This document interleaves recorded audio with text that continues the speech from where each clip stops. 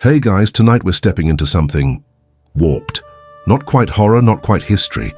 Imagine a record store that doesn't show up on any maps, where every vinyl sleeve looks vaguely familiar, like something you saw in a dream you can't quite remember.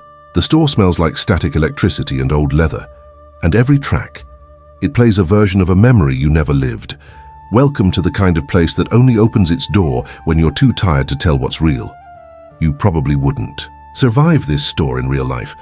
I mean, have you ever accidentally listened to a love song written about you by someone who doesn't exist? So before you get comfortable, take a moment to like the video and subscribe, but only if you genuinely enjoy what I do here. And let me know in the comments, where are you listening from and what time is it over there? Now, dim the lights. Maybe turn on a fan for that soft background hum, and let's ease into tonight's journey together. You're walking down a road you don't remember choosing. The sidewalk tiles are cracked, each one echoing like a vinyl pop beneath your steps. A rust-colored sky lingers overhead. The sun is technically still up, but you wouldn't bet on it. Something about the air tastes like iron and old radio. On the corner ahead, there's a storefront you've passed before, but it wasn't here yesterday.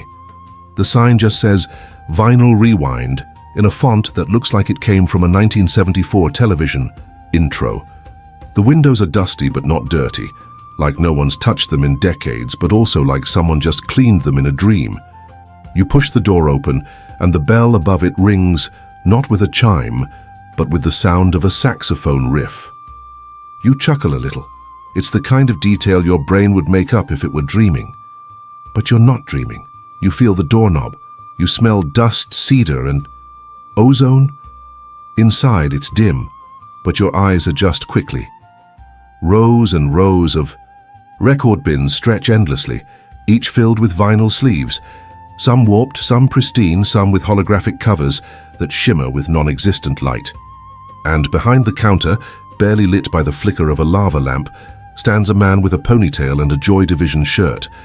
His name tag reads Elliot, handwritten in blue marker.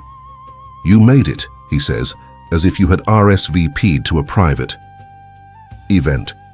"Took you long enough," you blink. He's chewing on a toothpick, or maybe it's a guitar pick.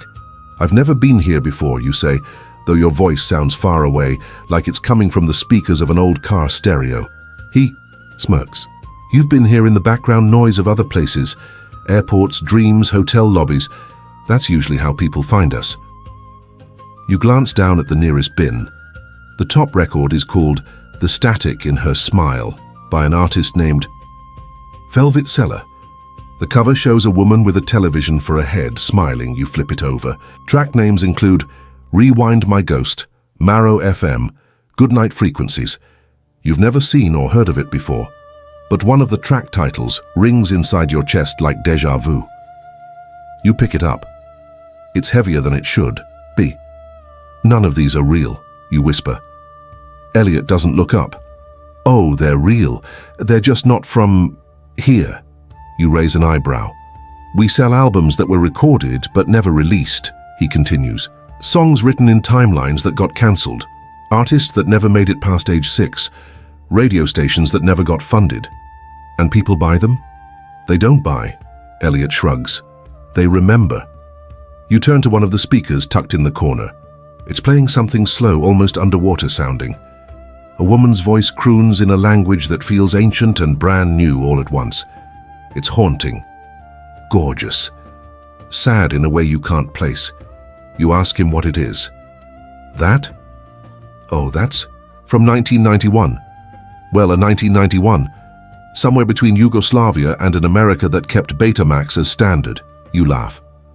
"Okay, so what is this place, really?" He shrugs again. "We're just the middlemen.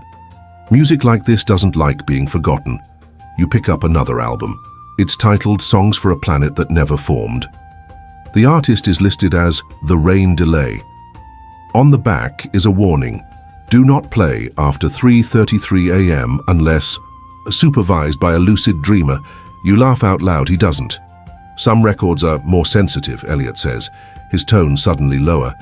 "Some are tied to events, times, memory patterns that aren't stabilized yet." You set the record back down.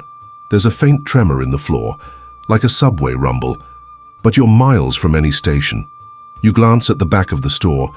There's a door that wasn't there a moment ago. A velvet curtain instead of a doorknob.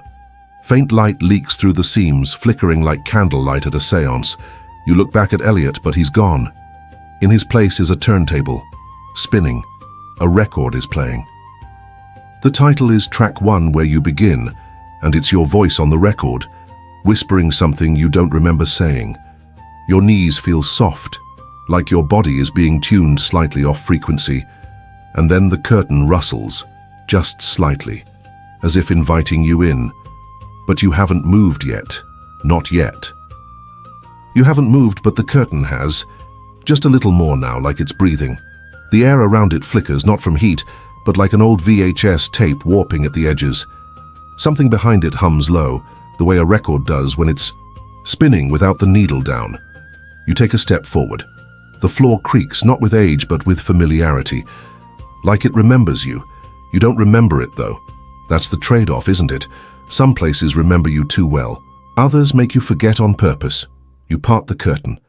Behind it is a room lit only by rows of vintage TVs, all stacked like cathedral windows. Each one flickers with grainy footage. Concerts, interviews, rehearsal tapes. Except none of the artists look familiar. And yet, they do. In one screen, a singer with platinum hair and lips like an apology croons into a microphone made of vines. In another, a band in hazmat suits plays inside what looks like a planetarium. One screen shows a quiet man sitting at a piano labeled Property of the United States Department of Melody. You step further in. The room smells like warm vinyl and old neon. A low-frequency beat pulses through the floorboards. Barely music, more like the heartbeat of something dreaming. Elliot? You call out. No answer, but something else responds, a low hiss, not threatening, more like static. Then a flicker. A screen in the center of the wall flashes and changes. It's showing a news broadcast from 1973, but not your 1973. The anchor is speaking perfect English, but you can't place the accent. The headline reads, Singer Elliot Marsh found dead in hotel room. 5th musician this month. You blink. The name. The camera cuts to grainy footage of a funeral procession. The casket is closed. Mourners wear headphones instead of veils. One of them is holding a copy of The Static in Her Smile. You back away. Your chest tightens, but then from the corner of your eye you see movement. A figure sitting on a low couch, almost out of frame from all the TVs. You turn, slowly. It's Elliot, or a version of him. He looks younger. His hair is longer, no ponytail, no Joy Division shirt. Just a grey suit, like he wandered off stage during the wrong act. He looks up at you and smiles. Told you you'd find me, he says. You blink. You're dead? He shrugs. Not exactly, I'm archived. Archived? He gestures around the room. This whole store is a collection of what almost happened. Every song here was written, recorded, and then erased. By history. Or redirected. You try to speak, but he keeps going. I was a songwriter. For a while. Then a backup singer, then a footnote, then not even that. They pulled my albums from shelves before they were released. Said I was too risky. Said I made people remember things they weren't supposed to. You glance back at the TV with the funeral clip. But that broadcast, yeah, Elliot nods. That's from Timeline Delta 4. They archived me hard there. Nice funeral though, good turnout. You take a slow breath. The scent in. The air shifts. Warm paper, ash, and something like mint gum. It's weirdly comforting. Why is this store here, you ask? Why now? Elliot leans forward, elbows on knees. You've been listening to fragments your whole life. Ever heard a song in a dream and woke up humming it? Heard a melody in white noise? That's us. This place shows up for people who are already half-tuned to the signal. So you're receptive, he says simply. Which means you'll start remembering more. Things you never experienced. Albums you never owned. Lyrics that finish themselves in your mind. You shiver. He stands, walks over to a shelf, and pulls down a record. It's called Songs from Rooms You Never Slept In. Take this one, he says. Play it tonight. Not before bed, during sleep. Leave the needle running. You hold the record. It vibrates faintly in your hands. A joke tries to rise in your throat. Something like, "Does it come with a sleep timer?" But it dies before it leaves your lips. Something tells you this record doesn't stop unless it wants to. You glance back at the wall of TVs.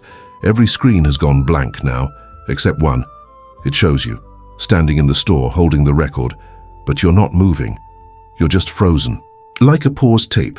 You look down at yourself, still moving, still breathing, but the version on screen starts to smile, a slow, knowing, too wide smile. You drop the record, but it doesn't fall. It hovers. Spins slowly in midair, and then you hear it. A whisper just behind your ear, "I wrote this one for you." You turn. No one there, just the curtain. The curtain you walked through to get here. Except now, it's closed, and on the back, where it used to be plain velvet, someone has embroidered words in gold thread. Side B begins now, and you don't remember flipping the record over.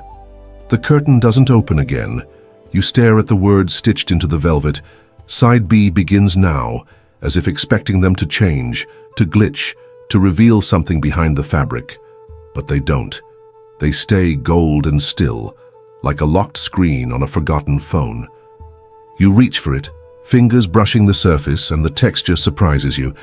It doesn't feel like cloth, it feels like tape, the magnetic kind used for old cassette reels, soft but charged. You pull your hand away. Behind you, the record. That didn't fall is now spinning in mid-air again. Slowly, clockwise, it makes no sound, but the room hums as if anticipating one. You pick it up. Against your better judgment, it's warm now, too warm for vinyl. You check the track list. Track 1, Familiar Streets at Unfamiliar Times. Track 2, You Said This Already, But Not to Me. Track 3, The Room That Listens Back. Track 4, National Anthem of a Country You Dreamt. You skip to the last one. Track 7, Reunion at the Record Store That Doesn't Exist. You blink. Something about that title messes with your inner ear, like déjà vu but for events that haven't happened yet. And that's when you hear it. A voice, singing, female, soft, not coming from speakers, not from the air, from inside your mind. The lyrics are muffled but coherent. They're naming people you don't know but instantly care about. Cities you've never visited but somehow long for. You shut your eyes instinctively, and suddenly you're no longer in the room. You're outside. Nighttime, a suburban neighborhood but eerily quiet. Every house has a single porch light on. All the lawns are too perfect. And from every driveway you hear music playing. Different songs, simultaneously. All vinyl, all warped. You walk past one house. The record playing inside is The Moon. Has an address, but she moved, by an artist named Julian Static. Another house plays Please Return My Future, It's Still Under Warranty, by the Accidental Nostalgics. You reach a cul-de-sac. At the center, instead of a house, there's a small kiosk, like one of those listening booths from the 60s, but more melancholic. The walls are papered in old tour posters, dates that never occurred, cities that never existed. You step. Inside the booth, a microphone descends from the ceiling. A light blinks. Recording in progress. You hesitate, but then the voice from earlier whispers again, "Just say what you remember." But you don't, because what you remember isn't yours. You remember walking through Times Square in 1976, even though you were born in the 90s. You remember a cassette labeled For When It Rains on the Inside.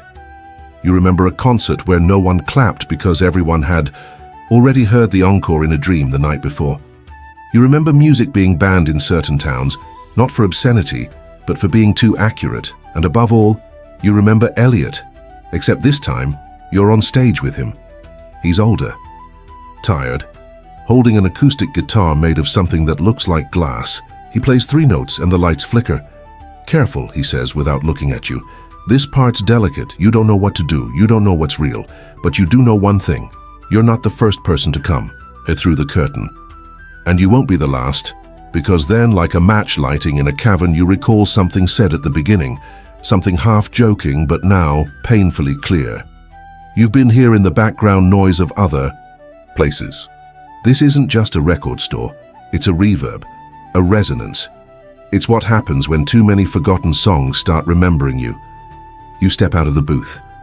Back in the real world, if that's still what this is, you're holding the same record, but the label has changed. It now reads playback in progress, and underneath in smaller print, Side C, events may vary by listener. A breeze rustles the bins. Some records shift. One of them falls to the floor. You pick it up. It's your name on the cover.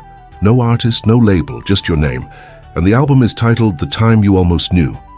You stare at the record with your name on it for longer than you mean to. It's not just your name in a stylized font. It's your handwriting. You recognize the way the letters tilt, how the capital T hooks slightly on the left.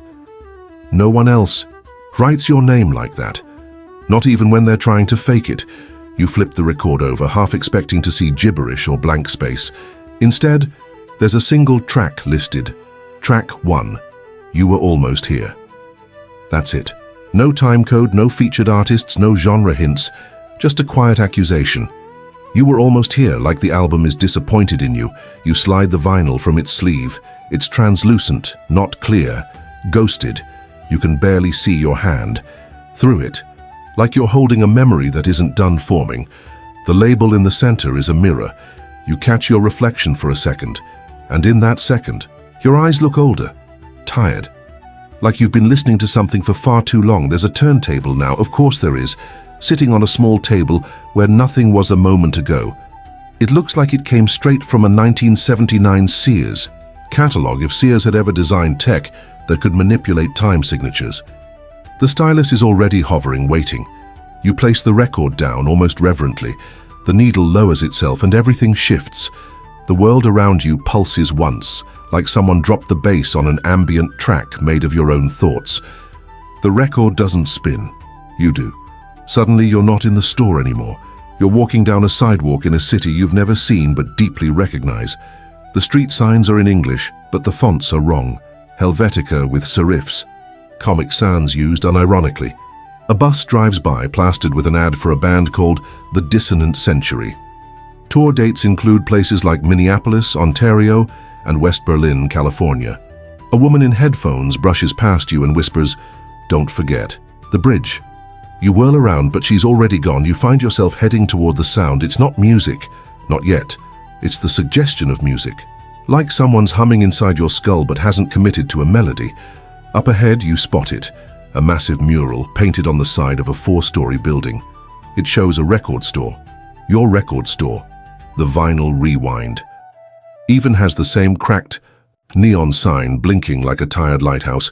But at the bottom of the mural in red spray paint, someone has scrawled, "Closed until further notice, memory under restoration." Below that, Timeline 11 Beta, post-fire revision. Your heart stutters. You step closer. The bricks feel warm like sun-heated skin. You touch the painted door in the mural, and somehow it gives.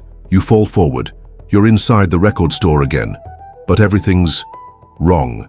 The bins are empty. The lights are flickering red instead of yellow. Elliot is nowhere to be found. On the counter sits a cassette player, a dusty old thing, the kind that eats tapes if you rewind too far. A label is scrawled across it in what looks like marker and regret. Do not play unless the silence gets too loud. The room is silent, so you press play. The tape crackles to life, and a voice speaks. Your voice. "You're here earlier this time. Good. Maybe we'll catch it before it loops." You freeze. The voice continues.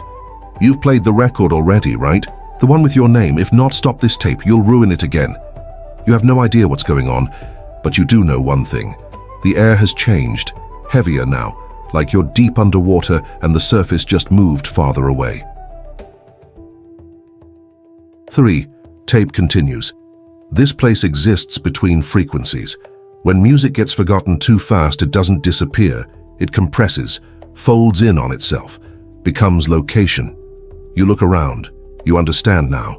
This store is the compression. Every lost chorus, every shelved EP, every record that was mastered but never released, they didn't vanish. They gathered. Elliot isn't the storekeeper, he's the echo. If you want out, the tape says, You have to find the original recording, the very first album that started the loop. You whisper, "What album?" But the tape has stopped, and where the player sat a second ago, there's now a single CD jewel case. It has no title, no label, just a track listing, handwritten on the back.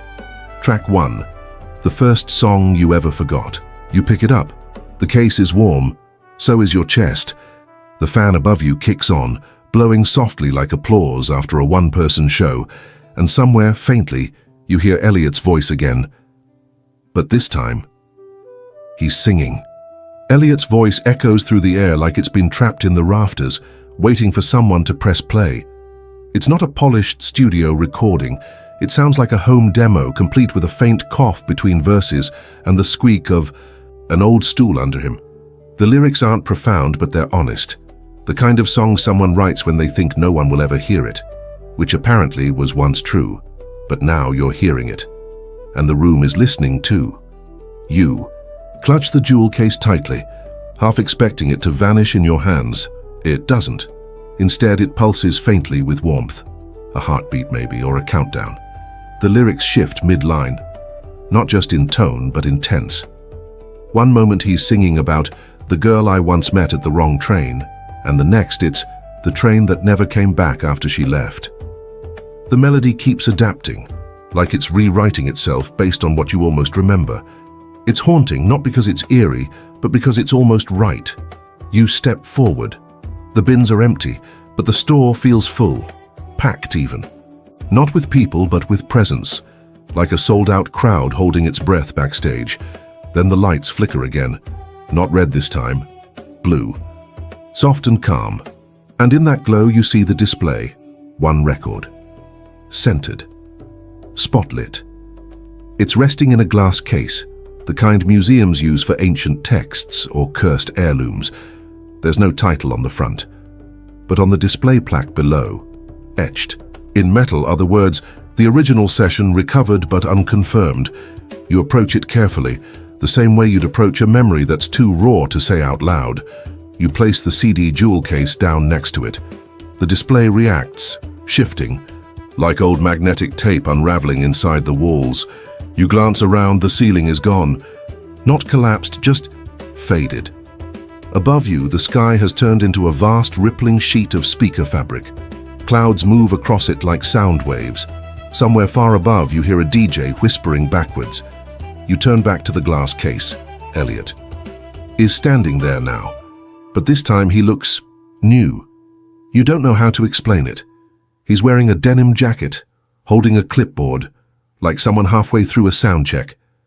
There's a soft smile, exhaustion in his eyes, the look of a man who knows the booth mic has been left on this whole time. He nods at the record. "You found it," he says. "Found what?" He lifts the glass lid. No alarm, no dramatic music, just a quiet click, like an amp shutting down after a long set. "The first recording," Elliot says. "The one that started the bleed." You furrow your brow. "You said the store was built from forgotten songs, so how could one song cause all this?" He smirks. "Every storm starts with one air current. Every glitch starts with one pixel. This song wasn't just forgotten. It was erased, pulled mid-play, memory recoil, and when that happened, everything else that was connected to it started fraying." You look down at the record, it's blank. No grooves, no label, just black vinyl. "How do I play it?" "You don't," Elliot says. "It plays you." You open your mouth to ask what that means, but then the store begins to change. The floor beneath you morphs into a stage. The aisles stretch outward into an auditorium. Empty chairs, microphones suspended in the air like jellyfish. The walls ripple with posters that shift every time you blink. Famous concerts, famous venues, famous bands, none of which ever existed. Elliot hands you the record. "Place it on the turntable," he says softly. "But brace yourself. The grooves may run deeper than you expect." You walk slowly. The turntable is now in the center of the stage, illuminated from above by a spotlight that flickers like candlelight. You set the record down. It's heavier than before. The stylus drops. Silence. Then, not music, not exactly. A voice. Your voice. Singing. Something you've never written, but somehow you know every word. And then you hear the audience clapping, crying, cheering, except there's no one there. The applause is from memories that don't belong to you, and yet they fit, like a jacket you didn't know you missed. The applause doesn't stop. It rolls in waves, distant, ghostly, like thunder heard through a floor made of dreams, but you can't see anyone clapping. The auditorium is still empty. Rows of velvet chairs stare blankly ahead like they're waiting for someone who hasn't shown up in years. Still, the sound fills the room. It feels real. No, it feels earned. The record is spinning on the turntable, yet no song is audible. Instead, the air around you thrums with a kind of sonic pressure, like the moment before a needle drops, or the split second before a memory resurfaces. You want to step back, to leave the stage, but your feet don't move. Then you notice the spotlight dimming. The room shifts again, softly like a record slowing from 33 RPM to a dead stop. And just like that, you're not in the store. You're in a hospital hallway. Fluorescent lights buzz above you like angry insects. A radio is playing faintly at a nurse's station. You don't know why you're here, except you do. Because down the hall in room 214, something happened, or almost happened. You follow the music. It's a song you don't recognize, but your chest aches like it's the theme to a moment that once defined you. A memory unfolds. You, younger. A hand in yours. Someone asking, "Can you hear it?" A statusy voice coming from a radio wedged between hospital pillows. The lyrics impossible to make out, but the melody, comforting, like a lullaby stitched from broken antennae. Then, just as quickly, it's gone. You're back on the stage. The record is still spinning, but now there's something new. Behind you, a banner descends from the ceiling, made of fabric that flickers like tape reels catching fire. It reads, "Welcome to the Lost Tapes Tour. Final night. Elliot steps." Beside you again. He's changed. Now he wears a faded tour jacket. His hair's streaked with silver. There's a laminate pass hanging from his neck that reads, "Guest, but only briefly." He gestures to the crowdless theater. "They were all here once," he says quietly. Every listener who hummed a tune they couldn't place. Every kid who recorded a mixtape and lost it in a drawer. Every DJ who played a track nobody else remembered. You swallow hard. "What happens now?" Elliot sighs, like someone who's explained this too many times to too many versions of you. You're at the point in the set list called the bridge. You can either go back to your world and forget most of this, maybe hear a stray note on the subway once in a while, or you whisper, or you stay, he says. "Help us catalog the rest. Find the missing refrains. Rebuild the playlists of parallel timelines." It's quiet work, but important. You look at him. "And the store?" "It stays between places, between thoughts. We only open for those who already suspect we exist." The record clicks. The stylus lifts. The room goes completely silent. You exhale. Somewhere off stage, a spotlight flickers. Then you hear it. A single piano note, then another, and then a woman's voice, clear and close, as if she's standing right beside you. She sings your name, not as a word but as a melody. You close your eyes, it sounds right, too right, and then the banner above the stage unfurls further. Beneath the tour title is a list of cities. Only one isn't crossed out. Next stop, where you almost remembered. You look to Elliot. He's smiling now, not out of mystery, but out of relief. "You were the last missing track," he says. "We just didn't know your title yet." You step off the stage and into the fade out. Fade out. Not darkness, not silence, just the softness of something ending, like a record gently running out of grooves, like the last page of a diary no one thought they'd finish. You're not in the theater anymore. You're in a car. Passenger. Seat. It's night, and rain streaks across the windshield in that cinematic way it only ever does in dreams or movies from the 1980s. The dashboard glows soft green. There's a radio on, but it's playing static. No music, no voices, just the hush and crackle of a station caught between frequencies. You glance to the driver's seat. No one's there. Yet the car is moving, steady and slow, like it knows where to go without being told. And then a song begins, quiet, lo-fi, barely more than a hum and a heartbeat. You recognize it immediately. It's your song, The one from the blank record. The one your voice sang without knowing the words. But this version is different, it's older.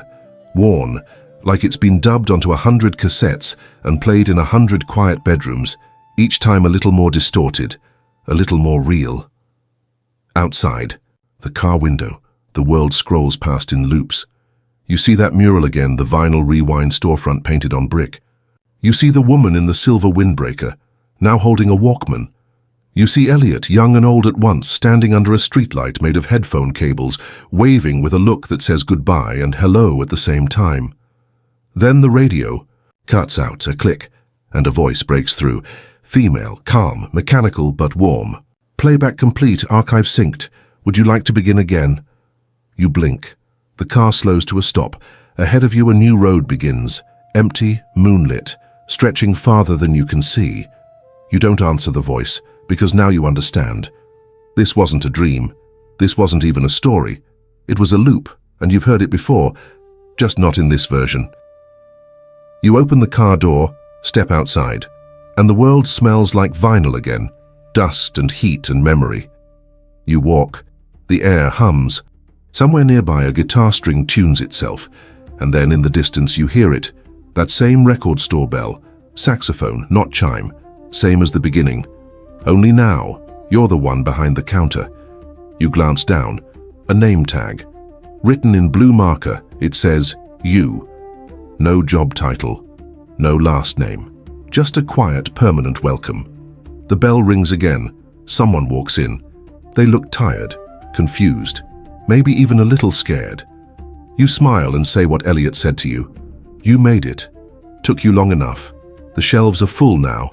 Every record, humming with memory, and somewhere in the very back a curtain waits, still breathing, still listening. You don't tell them what the store really is. You don't explain the curtain. You don't mention the tracks that rewrite themselves based on what someone almost remembered last Thursday during a nap. You just watch as the new visitor wanders. Down the aisle, fingertips grazing the spines of albums that technically shouldn't exist.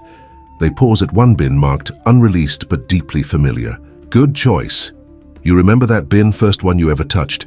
You lean back against the counter. The seat creaks like it's missed you.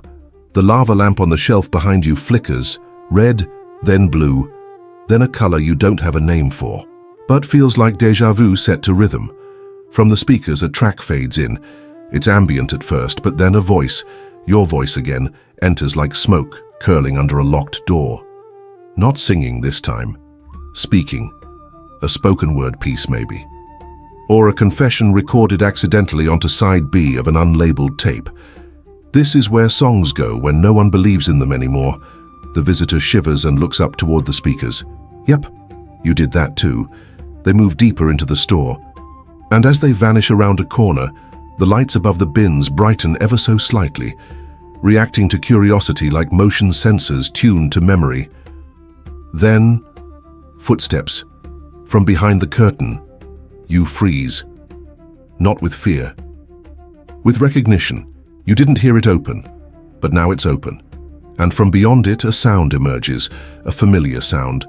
A demo version of something you haven't written yet, raw guitar. Mistakes included, breaths between lyrics. That awkward bridge you thought about in the shower but never recorded. It's all here, the curtain ripples. The light behind it pulses gently, like the glow from a fridge you forgot you opened. You approach it slowly, not because you're afraid, but because this time, you know what's back there. And you're not alone. Inside the booth, there's a second chair now, a second set of headphones. A tape recorder labeled, New Session Pending Title. You sit, headphones on, and as the tape rolls you hear a voice. Not Elliot's, not yours, theirs. The new visitor. They're humming, improvising, adding something to the archive that's never been here before. A harmony. You close your eyes. Let it wash over you. Somewhere, a note you never meant to record finds its counterpart. A minor chord becomes major, a memory becomes music, a silence becomes a song. And you realize, this store wasn't built from what we forgot. It was built from what we refused to forget, from what we carried long after we had room for it, From mixtapes lost in glove compartments and radio hits played at the wrong time in the right place. From the soundtracks of lives that never made it past the rough cut. You exhale deep and slow. The session ends, you rewind the tape and label it for when they're ready. You shelve the tape carefully, filed between two others labeled first snow that was actually rain, and the last voicemail you deleted too quickly. Each case hums faintly, like it remembers how loud it once was. You step back out from behind the curtain. The shop is quiet again, but not empty. The visitor is still here. They're crouched in the corner near the section marked Live Albums from Imaginary Venues. One record lies in their hands. Friday Night at the Sunset Terminal, Unplugged, by a group called The Interstates. You remember that one? It's got that haunting acoustic cover of a song that doesn't technically exist. The melody bends in the middle like a map folded the wrong way. It's gorgeous. They hold it like it matters. Like it might be the one thing that explains a feeling they've had their whole life. You watch them turn the sleeve over, lips silently mouthing the track list. Highways are just long goodbyes. Salt on the dashboard. Echo delay, I love you too, probably. Encore from a town with no stage. They don't know you're watching, but that's okay. This place doesn't need announcements. It doesn't need directions. It finds who it's supposed to find. You head back to the front and glance at the register. It's analog, of course. The drawer slides open on its own. Inside is a single post-it note. All sales are emotional. You smile. A soft bell chimes. Not the saxophone riff this time, something gentler. Like the ring a glass makes when someone runs a finger around the rim. You look up. A second visitor has arrived. They look different, not confused, not afraid, just tuned in. They nod at you, say nothing, and walk straight to the instruments that remember their owner's shelf. You watch them lift a harmonica. The metal looks like it's breathing. They raise it to their lips and play a note that hits you square in the chest. It's not the melody. It's the way they bend the pitch, just slightly. Like a name being said in a language only you remember. The other visitor hears it too. They look up, eyes wide, and now the music starts again, from the speakers, from the air vents, from the floorboards. A slow building harmony of forgotten songs. Demo vocals, voicemail apologies, jingles that never aired, lullabies hummed in hospital waiting rooms. And underneath it all, vinyl static, comforting, imperfect, real. You close your eyes. You don't need to curate this anymore. The store is alive. Now, self-organizing, self-playing. You were just the turntable, and now the record is spinning on its own. Somewhere in the middle of the soundscape, you hear Elliot's voice again, less like a person, more like a warm loop in a deep track. Don't worry, it never ends. It just plays on different speakers. You open your eyes. There's a new section in the store now. You didn't put it there. It's called Memories That Weren't Yours, but Fit Anyway. And you already know what's filed there. You walk toward the new section. Memories that weren't yours but fit anyway.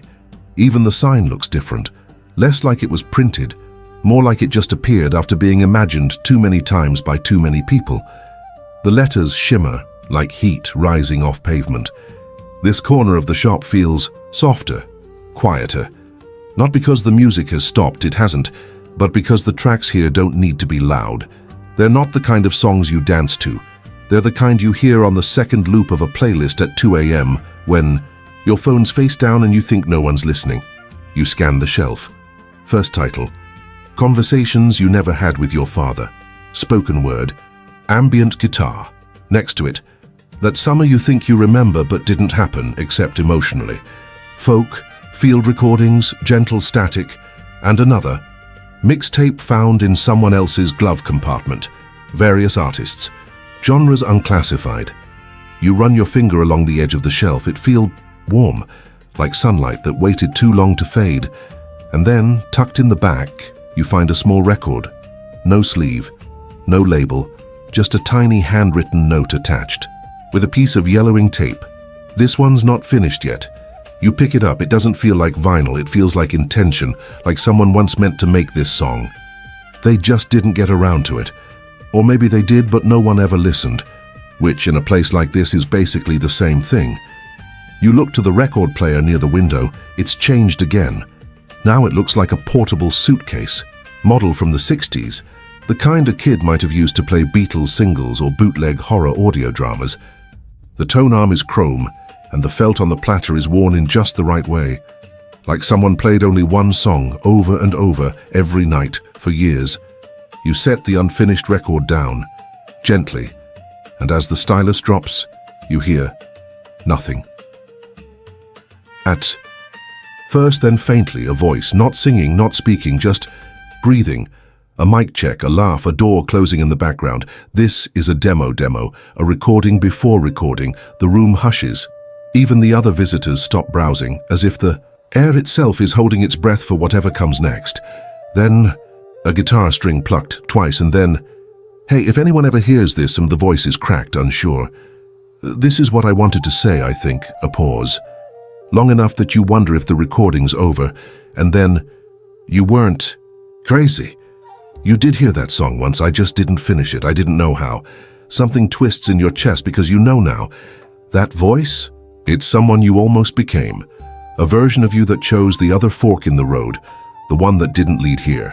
And somehow that version left this behind, for you. You glance down. The record has stopped spinning, but the air hums like it's still playing.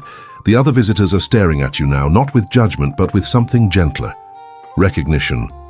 You nod. They nod back. You place the record back on the shelf where it quietly recategorizes itself into a new section. Recovered futures, unmastered. You smile. Because now you understand the truth of this place. It's not just a record store, it's a rescue mission, one track at a time.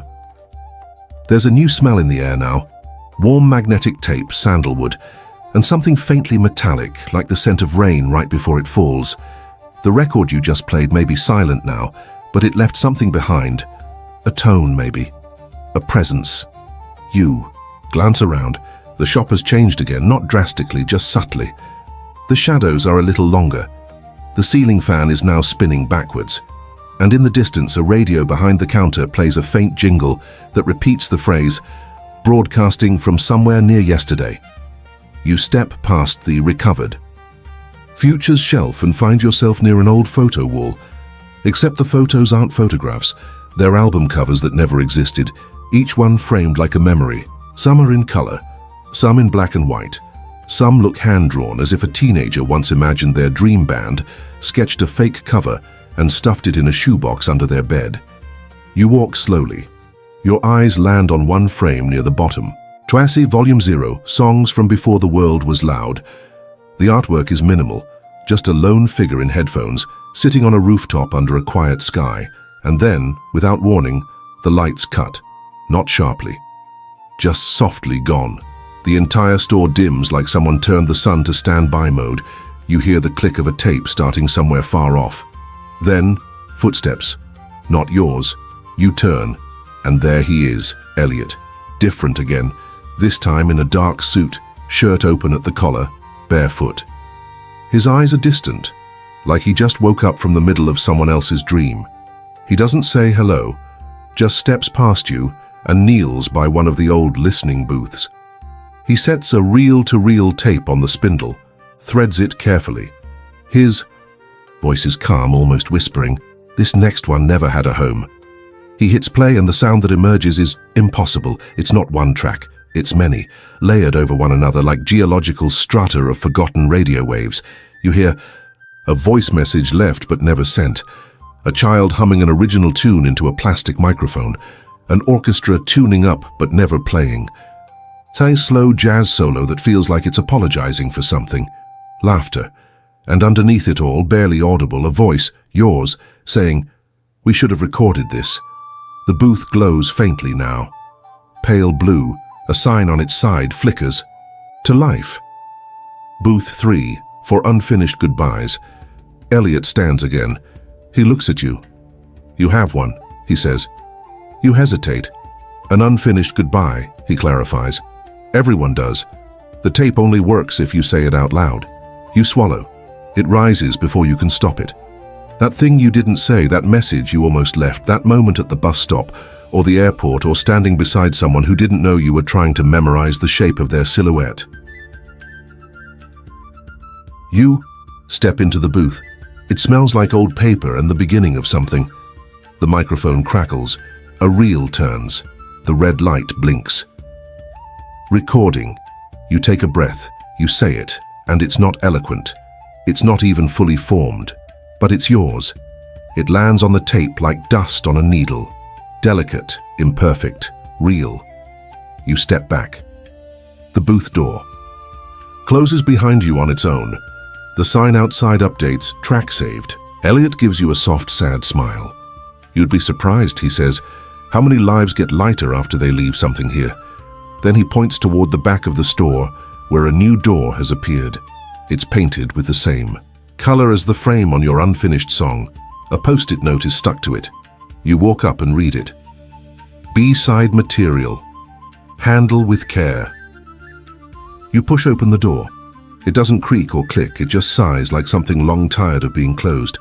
On the other side is a staircase, lit by soft yellow bulbs strung along the railing like an afterthought from a forgotten holiday. The air is warm and still, scented faintly with pencil shavings and burned coffee. It smells like basements, like late-night projects, like ideas that never made it past almost. This isn't part of the shop. Not officially. You're in the B-side. The stairwell opens into a space that looks part attic, part recording studio. Part attic pretending to be a recording studio. Dust hovers in the air like it's been waiting for someone to breathe it. There are instruments here. Guitars missing strings, half-assembled drum kits, a wall of harmonicas with labels like Hopeful, Bittersweet, and Last Try. In the center of the room, under a soft spotlight, sits a reel-to-reel recorder. A note rests on top, handwritten block letters, confident. Master copies, listen before you erase. You press play. The reel spins slowly. The sound begins as static, no surprise there, but then resolves into music that sounds halfway between a lullaby and a resignation letter. It's not flashy, not catchy, but it sticks, like the tune of a commercial you saw once in childhood, for a product that never shipped. And then the vocals begin. This time it's not your voice, it's not Elliot, it's everyone else, snippets, fragments, a crowd of people singing along to different songs that somehow impossibly harmonize. You catch lines like, I taped over it, but I remember the chorus. She said it was just noise, but I knew it was mine. This track wasn't meant for charts, just for me. The vocals fade. A hush follows, and then a sound you didn't expect, laughter pure, unscripted. It bubbles up like a blooper reel that never got erased. People fumbling lyrics, breaking into giggles, trying again. You realize what this is. It's not just B-side material. It's joy that never made the edit. The stuff that gets left behind when we try to make things perfect. You sit on the floor. Let the reel play out. When it clicks to a stop, you feel lighter, like someone just turned down the emotional reverb on your whole day. There's a shelf nearby labeled Songs That Failed the Focus Group. You browse. Some of the titles are absurd. Don't Cry, I Still Owe You Coffee. The synth solo was supposed to be a joke. Track 7, we forgot to mute that guy's mic, but some hit. Hard. Voice memo, 3 a.m. Do not send. Recorded. On your last happy day. Please skip if you're not ready to forgive me yet, you're not sure what to do, and then you notice a record sleeve, poking out halfway from under an amplifier. It's blank, except for a single sentence scribbled on the front in black pen. You're allowed to love what never got finished. You close your eyes, let it settle in your chest, because yeah, sometimes the best tracks aren't the ones that win awards or get shared a million times. Sometimes they're the ones that live on quietly, in old hard drives, in shoeboxes, in your humming. You rise. There's one more reel left on the shelf, marked simply, to be continued. You pick it up, tuck it under your arm, and head back. Upstairs, as you climb, you hear music start again. Not from speakers, from the store itself, like it's singing you back in. As you step back into the shop, something has changed. You can feel it before you see it. Like the shift in atmosphere before a key change, the kind of change that isn't loud or obvious, but once it happens, nothing quite plays the same again. The lighting is warmer now, honey-colored. The shelves no longer stretch endlessly. They're cozier, tighter, easier to navigate, like the store itself has decided it doesn't need to overwhelm you anymore. The records hum softly, not playing music but murmuring presence, like each one knows you've seen something, heard something, left something behind. At the counter there's a small box that wasn't there before. Inside it, cassette tapes, labeled in careful handwriting. Each one reads, your name, tape, number. You flip through them. There are dozens, maybe more. You didn't make these, and yet you recognize them.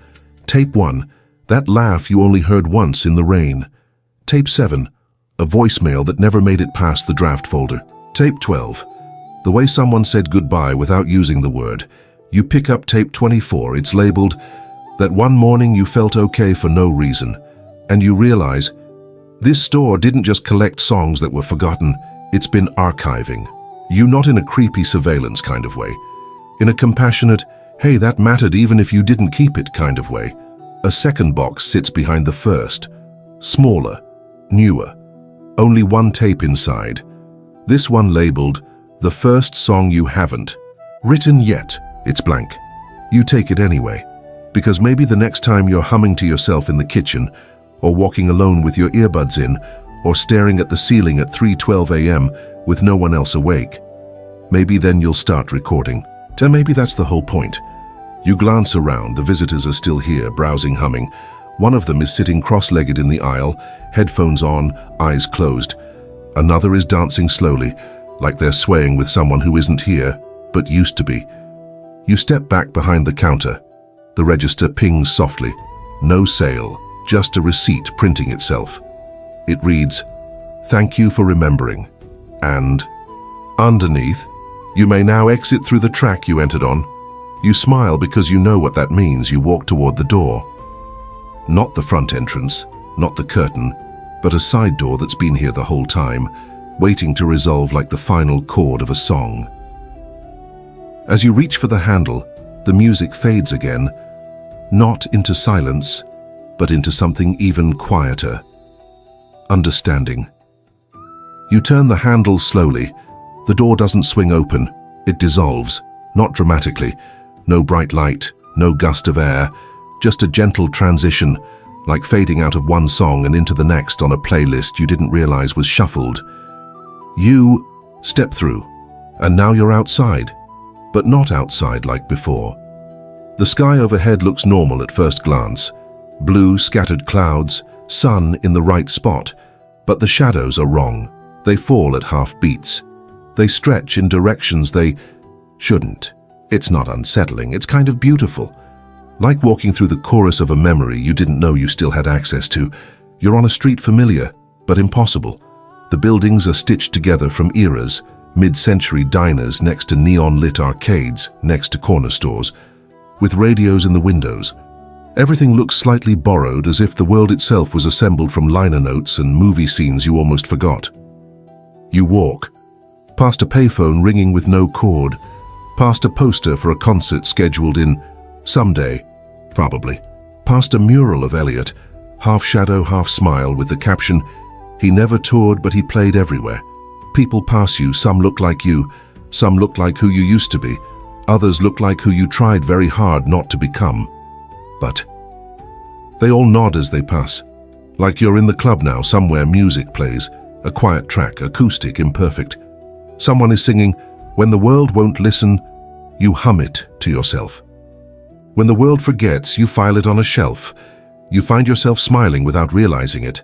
And then, just as the final note fades out, a bus pulls up beside you, old school, cream-colored, a destination sign flickering. Loop line, final, playback. The door hisses open.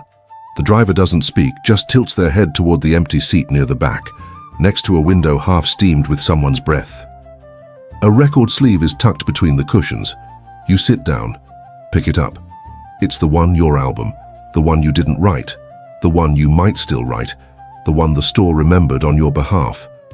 You read the title, Collected Works of a Life, Half Listened, to track 1, You Were There. Track 2, So Was I. Track 3, Let's try again. The bus pulls away. No rush, just motion. The sky outside the window blurs into soft tones, like a mixtape cover from the 90s you saw once in a thrift store and still think about sometimes. And as you ride, you hear it, a faint crackle of vinyl beginning again. Somewhere far off a bell rings, saxophone, storefront, and the curtain flutters, just slightly, ready for the next visitor. The bus hums along a road that doesn't really exist on any map, unless you count the kind drawn on napkins during long talks that run past closing time.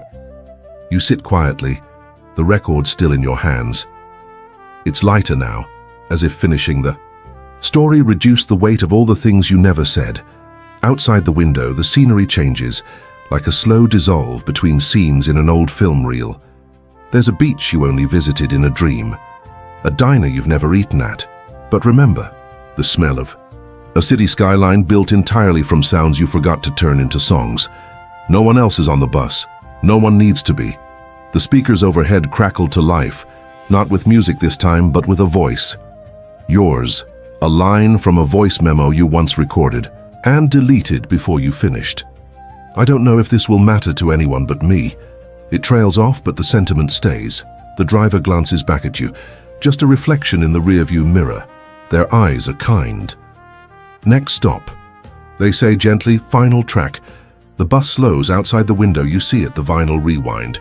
Right where you left it, except now it looks closed. The neon sign is dark. The door is locked. A handwritten note hangs on the inside of the glass. Gone archiving, back soon. You step off the bus. The driver nods once, then disappears. With a low hiss of air brakes, like an exhale you didn't know you were holding. You stand in front of the shop, the record tucked under your arm, and for the first time since this all began, you don't feel the need to go back in. Not because it's over, because it's stored, because everything that needed to be heard was. You take a breath. The world around you sharpens, your street, your shoes, your real life, waiting just outside the margins of music, and before you leave, you glance back once more. The curtain behind the glass flickers, and for just a moment, you hear it again. That saxophone bell, that gentle hum, that subtle voice. You're the track now. You smile because you know the truth. You were always part of the archive. The store never wanted to trap you. It wanted to remember you. The wind picks up. A soft breeze carries away the dust of one more forgotten refrain, and you walk forward, not away, just onward, toward whatever comes next. End sequence. The screen fades to black. A single line types itself, like an old terminal screen. Playback complete. Then, one final message.